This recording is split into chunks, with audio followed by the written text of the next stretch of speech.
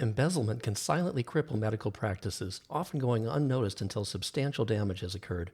Over these next few minutes, we'll cover some effective strategies for both detection and protection against such fraudulent activities. We'll discuss how practices, both large and small, can safeguard their resources against internal threats, helping to ensure their financial and operational stability. Now that you know what we're going to cover here, be sure to check out the description below this video, where you'll find some helpful links and more that'll further your understanding. And with that said, let's get into it. Annually, according to the Association of Certified Fraud Examiners, businesses encounter significant financial losses, averaging 5% of their revenue due to fraud, translating to massive impacts.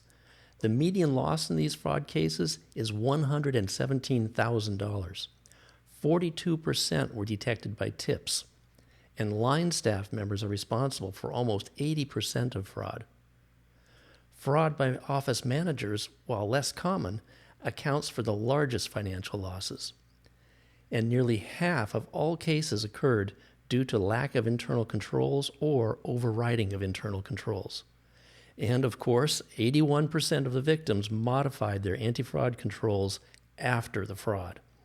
And while these figures are across all industries, you can bet that medical practices are represented in this unfortunate group. These losses stem from various fraudulent activities, often undetected due to subtle execution. Today, understanding these impacts is important for any healthcare organization aiming to protect its financial health. In medical practices, embezzlement can take many forms, from payroll fraud to skimming office funds or manipulating expense reimbursements. Understanding these schemes, such as how an employee might create a fictitious vendor or overstate expenses, is important. This knowledge not only helps in identifying red flags, such as discrepancies in records or unusual financial transactions, but also in training staff to recognize and report these activities. The foundation of fraud prevention in medical practices begins with careful hiring. Conducting thorough background checks is paramount, and leveraging specialized companies that provide these services can ensure a more comprehensive screening process. These firms are adept at uncovering critical details that might be overlooked otherwise, such as discrepancies in employment history or issues in criminal records. Establishing stringent hiring protocols with their help can significantly fortify your practice against potential embezzlement. Effective internal controls involve clear standards of practice, and the hiring practices just discussed can be considered part of those controls. But let's take a closer look at other controls, those that are directly related to the financial operations of the business.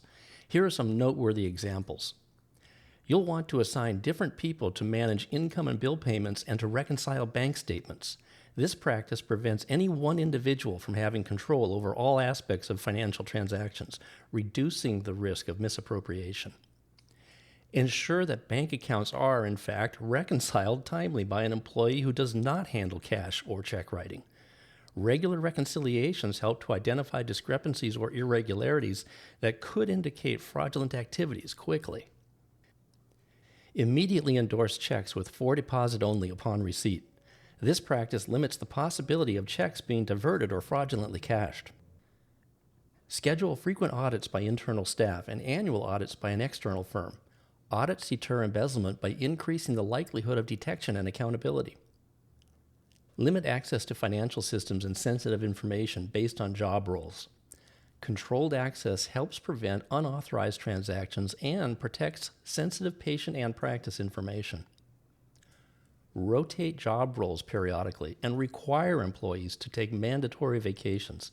This reduces the chance of prolonged undetected fraud, as others will handle the duties of the vacationing employee. Document and communicate policies and procedures for all financial transactions. Well-defined policies and procedures ensure consistency and compliance, making deviations much more noticeable. Having such systems in place isn't just about catching fraud, it's also about preventing it by creating an environment where it's harder to commit. A former U.S. president used to use the phrase, trust but verify. And that term certainly applies here. That's why you want to ask for and review reports available from your office systems, so you can verify. Honest people want to demonstrate their honesty, others not so much. As for trust, building a culture of accountability within a medical practice involves more than just establishing rules.